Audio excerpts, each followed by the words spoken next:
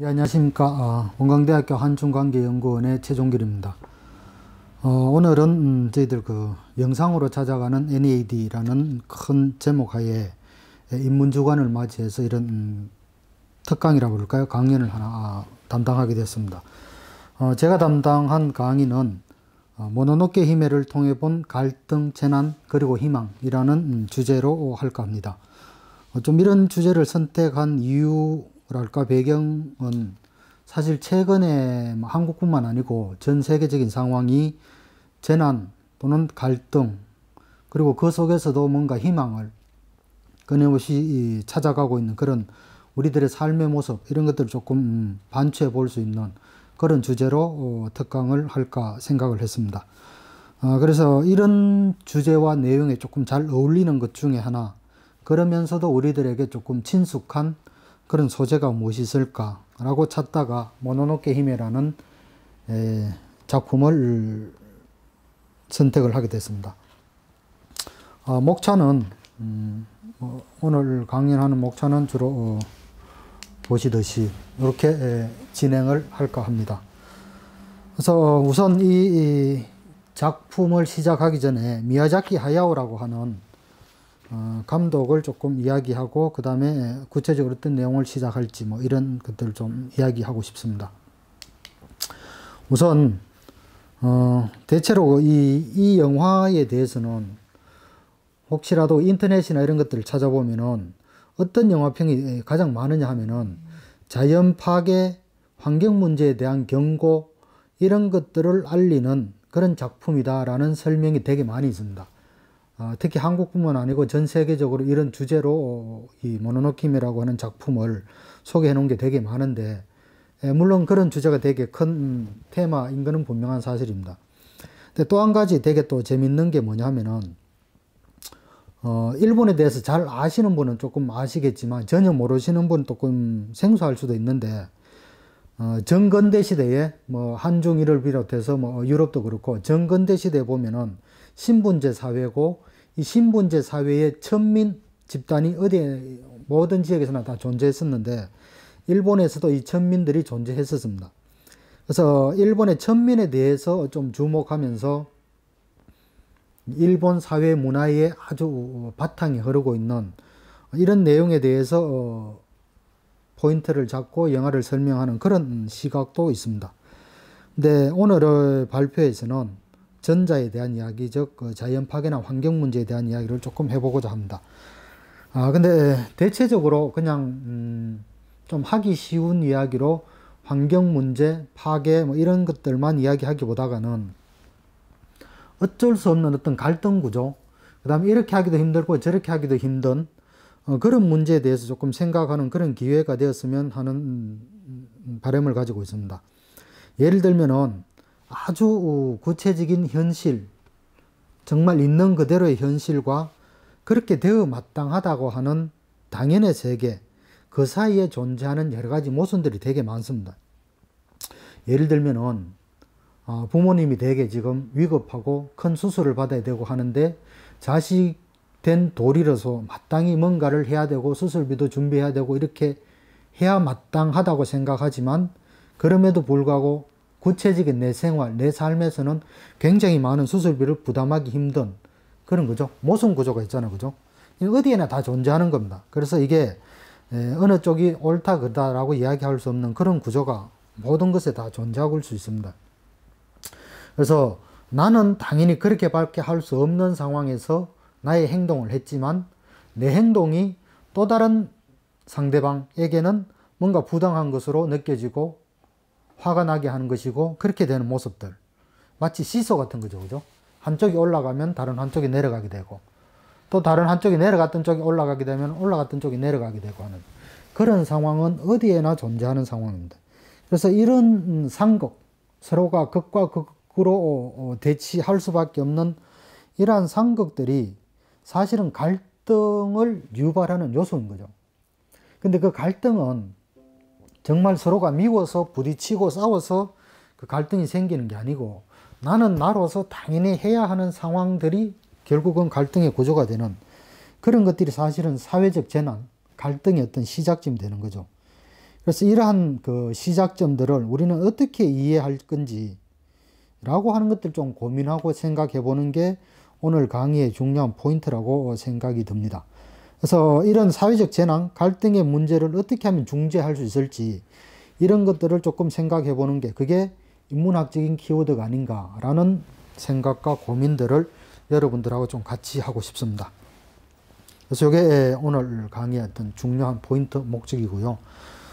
그 다음에 구체적으로 미야자키 하야오라고 하는 감독, 이 모노노케 히메를 만든 감독에 대해서 조금 살펴보겠습니다. 이 감독은 뭐 좀 처음 듣는 분은 아마도 극히 저거리라고 생각할 만큼 굉장히 유명한 감독인데, 일본뿐만 아니라 한국에서도 유명하고 전 세계적으로도 굉장히 유명한 감독입니다. 감독 1941년에 도쿄에서 출생한 사람입니다. 그리고 어린 시절에는 테츠카 오사무의 작품, 한국에서도 되게 많이 알려져 있는 철환 아톰이라고 하는 만화 영화가 있는데요. 그죠? 이 테츠카 오사무의 만화를 보면서 굉장히 어린 시절을 보냈다라고 합니다. 그리고 대학 졸업 이후에는 아주 일본에서도 굉장히 유명한 토에라고 하는 영화 회사에 입사해서 영화 제작에 아주 바탕부터 이렇게 일을 시작한 그런 삶을 살았던 사람입니다.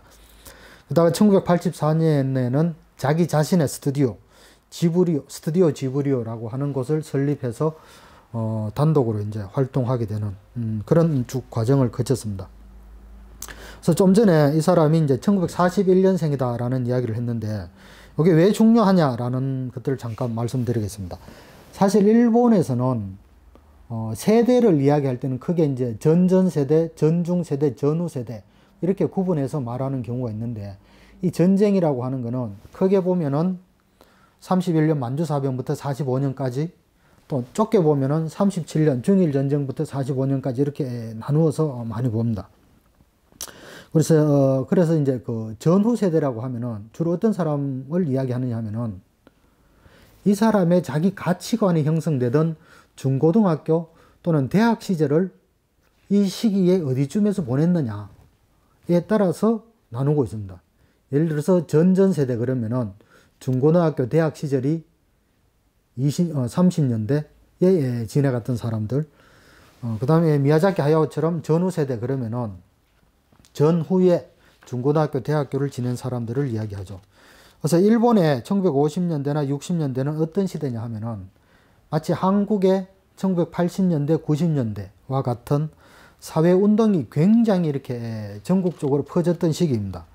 따라서 이 시대에 이 사람도 자기 가치관을 형성했던 시기이기 때문에 기본적으로 미야자키의 작품 성향이라는 것은 반전, 전쟁을 반대하는 반전, 그 다음에 생명윤리, 공동체 이런 것들을 굉장히 중심적인 주제로 다루고 있는 사람들입니다. 그래서 대표작으로는 미래소년 코난, 이웃집 토토로, 모노노케 히메, 센과 치로의 행방불명, 하울의 움직이는 성 이런 것들이 한국 사회에 되게 많이 잘 알려져 있습니다. 아주 중요한 포스터들을 이제 몇 개 가지고 왔는데 그죠? 여기 앞에 보실 이 작품이 요게 그죠? 모노노케 히메가 오늘 좀 구체적으로 살펴볼 내용들입니다. 그래서 요거는 좀 이따가 자세하게 이야기하고 아래쪽에 있는 미래소년 코난이라고 해서 그죠? 왼편 아래쪽에 있는 게 저게 한국에서는 만화 영화로도 TV에 되게 많이 소개되기도 했던 그런 만화 영화입니다. 작품이고 그다음 이쪽에 있는 하울의 움직이는 성, 센과 치로의 행방불명 또 한국에서 국내에서 상영됐던 굉장히 당시로서는 히트를 쳤던 그런 작품입니다. 특히 하울의 움직이는 성에 대해서는 사람들에 따라서 조금 평가가 갈리기도 하는데 기본적으로는 저는 반전 영화가 아니냐라고 생각하는데 반전 영화가 아니다라고 이제 평가하는 사람들도 있습니다. 근데 미야자키가 여러 작품에서 다루었던 내용들을 보면은 반전 영화지 않은가라는 이제 개인적으로 그렇게 생각을 하고 있습니다. 그렇고 그 다음에는 그죠? 이 모노노케 히메의 구체적인 내용으로 좀 들어가서 앞에서 하고 싶었던 이야기들을 미리 이야기했던 부분들을 조금 살펴볼까 합니다. 이 모노노케 히메의 전체적인 이 줄거리 갈등 구조가 어떻게 짜여져 있느냐라는 것들을 먼저 간략하게 말씀드리겠습니다. 이거는 뭐 한국이나 중국, 일본 그 다음에 서양에도 있는 내용들인데 원한을 남기고 죽은 사람은 악령이 된다. 그래서 그 악령이 되어서 그 원한을 풀기 위해서 세상에 병을 퍼뜨리거나 천재지변을 일으킨다라는 이런 이야기들은 어디에나 있는 거죠. 그래서 일본에도 역시 이러한 이야기들이 있습니다. 그래서 원한을 남기고 죽은 사람이 원령이 된다라는 이야기, 그리고 이런 것들을 믿는 신앙하는 그런 내용들을 일본에서는 어령신앙이라고 이야기합니다. 그래서 이런 일본의 전통적인 자연관, 생사관이 이 영화의 바탕에 깔려 있습니다. 그래서 인간에게 원한을 남기고 죽은 자연의 신, 여기서 멧돼지인데, 그죠? 이 멧돼지가 재앙신이 되어서 인간 세상에 원한을 갚는 그런 형태의 스토리 구조를 가지고 있습니다. 예를 들면은 영화의 앞부분에 보면은 멧돼지가 막 죽어가면서 원령이 되었는데, 이 죽어가는 멧돼지가 서쪽에서 동쪽 끝으로까지 막 와서 어느 마을에, 평화로운 마을에 와서 마을을 혼란스럽게 하고 거기서 죽습니다. 그리고 이 동쪽 끝 마을은 어디 쪽이냐 하면은 흔히 말하는 일본의 에미시, 고대라든가 중세에 되게 많이 나오는 에미시들이 사는 마을이다라고 이제 상상할 수 있습니다. 이 에미시는 좀 더 구체적으로 이야기하면은 아이누 민족들이 사는 곳, 이렇게 이야기할 수 있고요. 이 에미시나 아이누가 서쪽, 그러니까 이 서쪽에 사는 야마토 민족하고 다른 점은 뭐냐 하면은, 야마토 민족은 자연을 개발하고 파괴하고 이용해서 자기네들의 문명을 만들어가는 그런 과정을 가지고 있는 사람들이죠. 그래서 이 사람들은 자연을 좋게 이용하면 이용하는 거고, 나쁘게 이야기하면 파괴하는 그런 갈등 구조를 갖고 있습니다. 자연과의 갈등 구조. 반면에 에미시, 아이누족은 어떤 자연관을 가지고 있느냐 하면은, 이 사람들은 자기들도 자연의 일부라고 생각하고 있고, 따라서 자기네들이 삶을 살아가는데 필요한 만큼의 음식물만 자연에서 가지고 간다라는 생각을 갖고 있습니다. 그래서 이런 것들을 크게 보면 애니미즘이라고 하는데, 이런 대표성으로서 에미시, 아이누족이 나타납니다.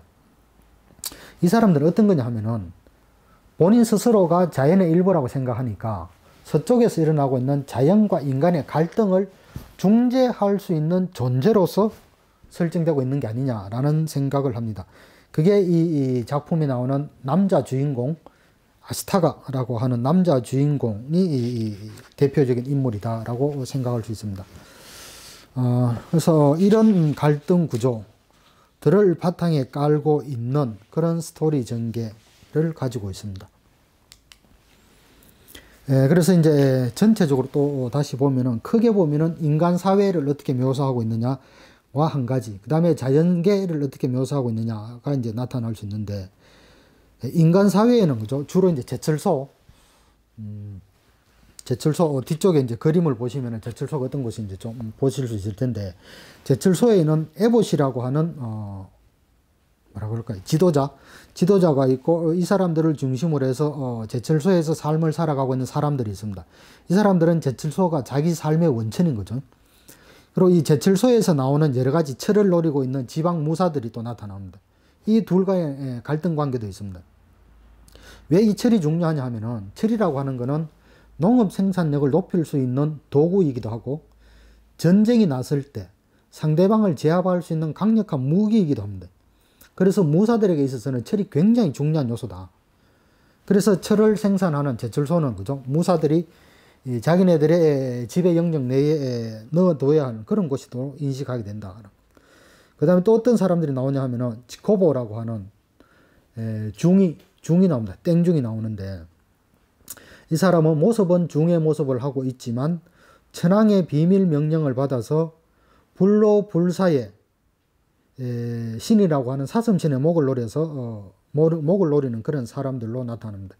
그래서 인간 사회에서는 각양각색의 여러 인간 군상들이 자기 자신들의 욕망을 채우기 위해서, 또는 자기 자신의 삶을 살아가기 위해서 서로 죽고 죽이는 그런 경쟁하고 갈등하는 삶을 살고 있는 그런 인간 사회가 묘사됩니다. 똑같이 자연에서도 이와 비슷한 설정 구조가 있습니다.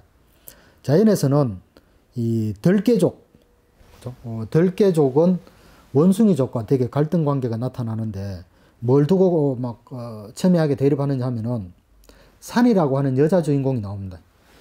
앞에서 봤던 요 여자 주인공이 산입니다. 산은 어떤 사람이냐 하면은, 인간이 자기 자식을 키우기가 힘들어서 산에 버립니다.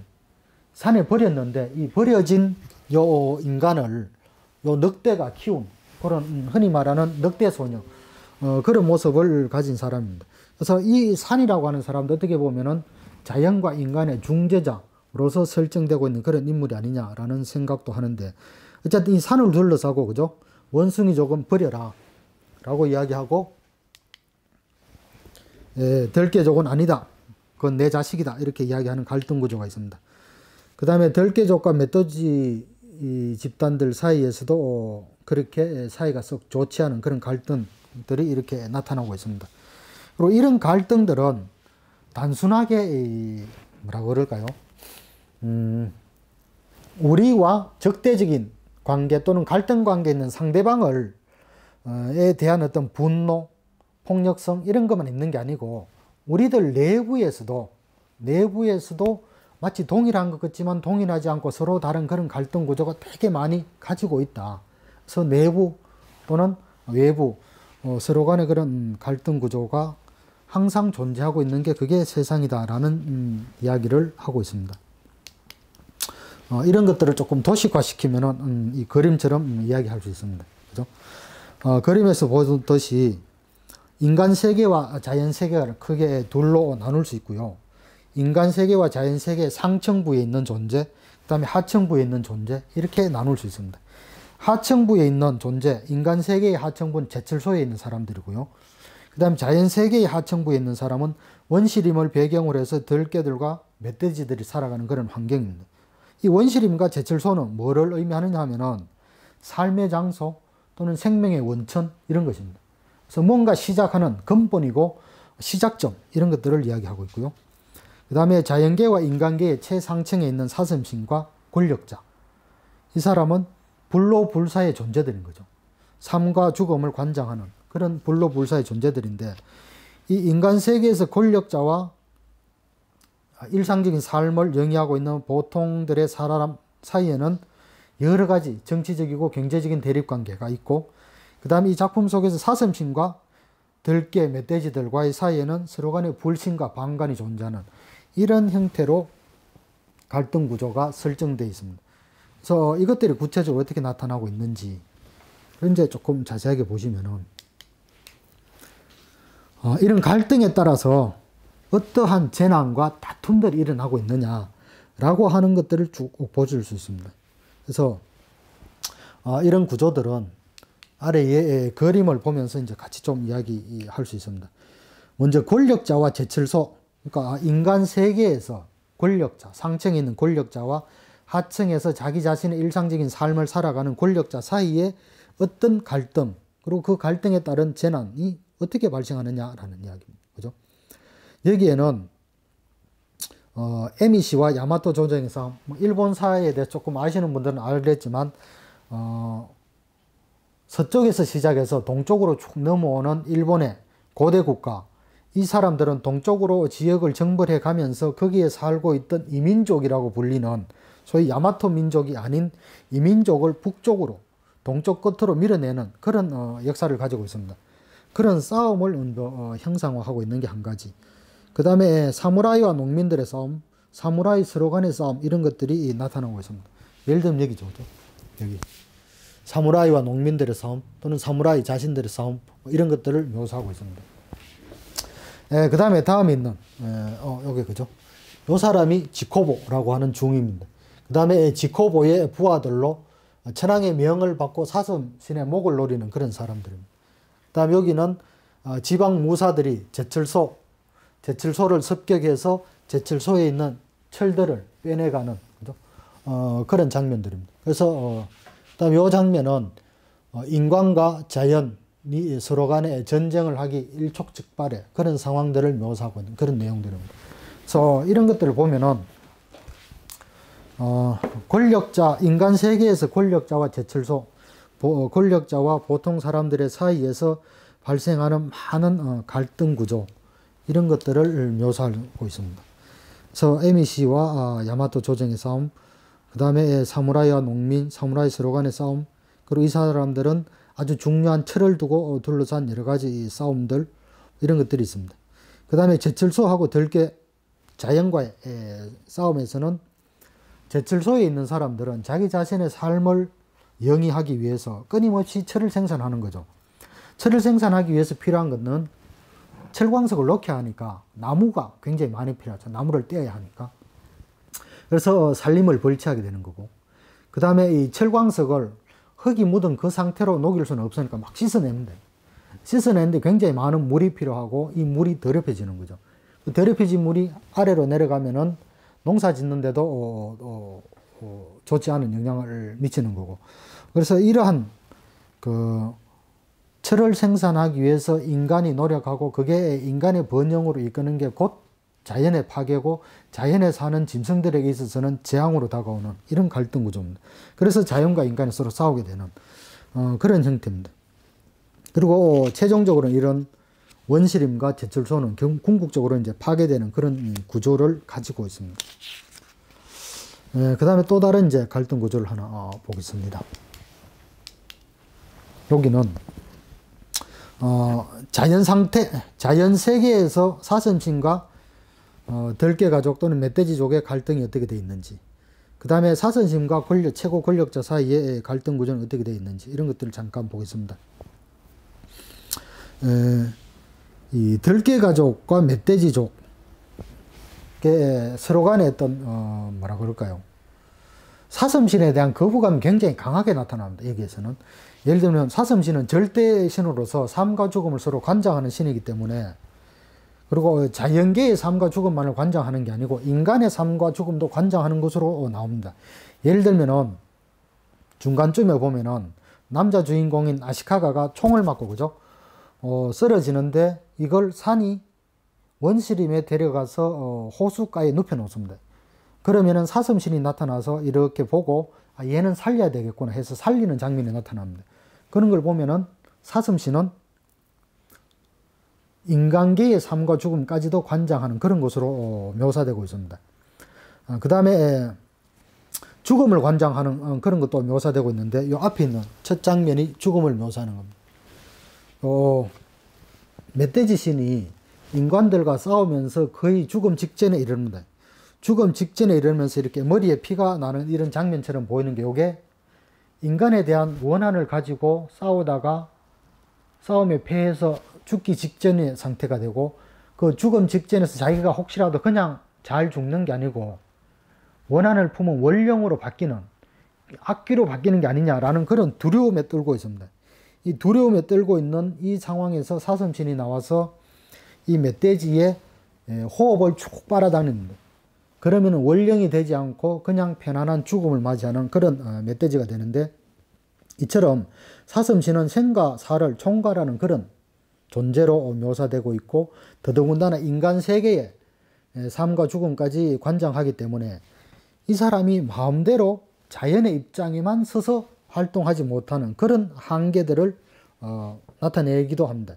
그래서 사슴신은 어떤 존재냐 하면은 절대자이지만 자연과 인간을 중재할 수 없는 그런 존재, 한계를 가진 자로서 묘사됩니다.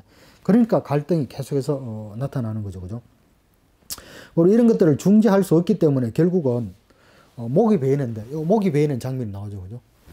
저 장면은 뭐냐면은 천황의 명령을 받고 지코보라고 하는 중이 자기네들의 부하들을 이끌고 저 불로불사의 사슴의 목을 따가지고 천황에게 가지고 가기 위해서 사슴이 나타나기를 기다렸다가 총을 쏴서 저 목을 뗍니다. 그래서 사슴신이 죽게 됩니다. 죽으면서 사슴신도 어떤 공포를 가지느냐 하면은 최고 절대 신이었음에도 불구하고 자기 자신이 원령, 악기로 바뀌는 게 아니냐라는 두려움에서, 그죠?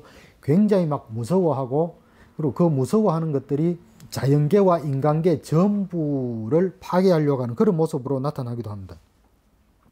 그래서 이런 사슴신과 권력자들의 대결 속에서도 다양한 형태의 갈등이 나오고, 그리고 이런 갈등들은 대리인을 통한 싸움의 형태로 나타나기도 합니다.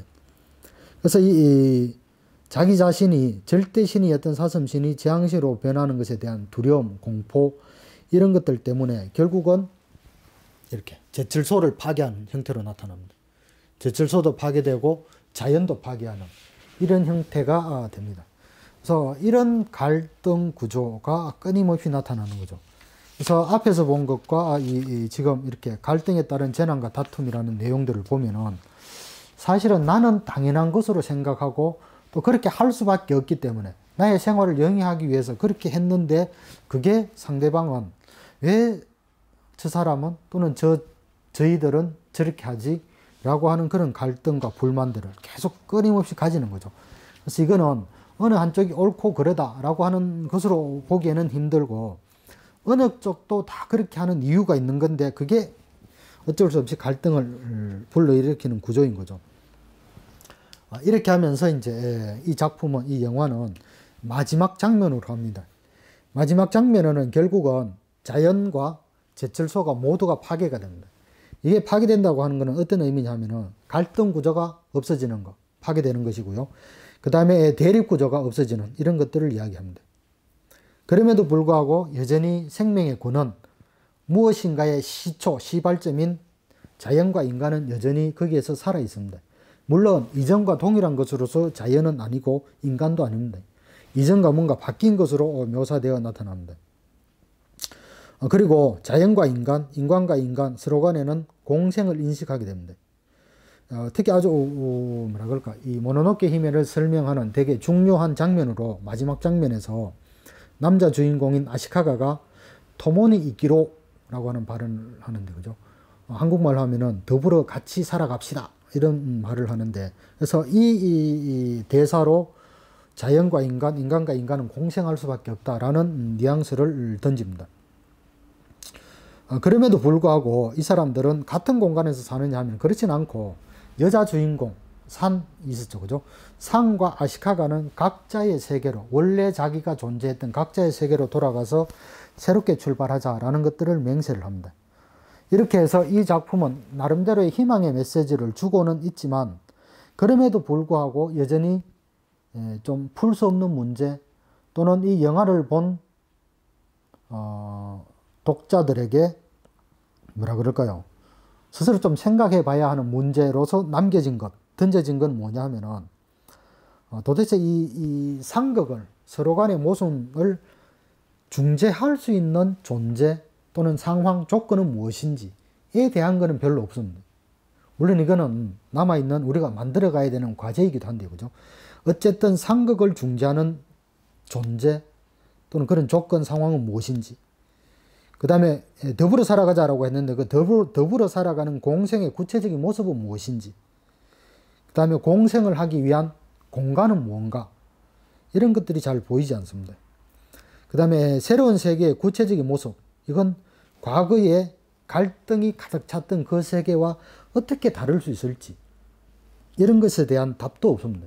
물론 그런 데 대한 답까지 전부 다 주는 게 뭐 감독의 역할도 아니고, 그죠? 이 영화를 본 사람들이 스스로 생각해야 될 어떤 과제로서 남겨진 것이다 라고 이제 생각할 수 있는데, 이것이 처음에 시작에서 이야기했던 것처럼 나는 당연히 그렇게 할 수밖에 없는 상황에서 그렇게 했는데 그 행동이, 그 결과가 또 다른 상대방에게는 굉장히 힘든 상황, 힘든 조건으로 나타나서 그것 때문에 사회적인 갈등, 모순, 대립이 발생하게 되는 이런 것들은 결국은 이 남겨진 문제들인 거죠, 그죠? 상극을 어떻게 중재할 것인지, 그리고 그 중재의 구체적인 모습은 무엇인지, 그걸 해결할 수 있는 공간은 무엇인지, 이런 것들입니다. 그래서 이런 것들을 생각해보고 고민하고 우리들의 일상적인 생활과 삶 속에서 구체적으로 대안들을 만들어가는 것, 이런 것들이 인문학의 역할이고 기능이 아닌가라고 생각을 합니다. 그래서 이런 측면에서 모노노케 히메를 되돌아봤습니다. 혹시 관심이 있으신 분들은 한번 이 영화를 보시고 이런 것들을 좀 더 생각하고 자기 자신의 삶 속에서 조금 고민하고 실천할 수 있는 그런 계기가 되었으면 하는 그런 바람입니다. 예, 오늘 강의 이상으로 마치겠습니다. 고맙습니다.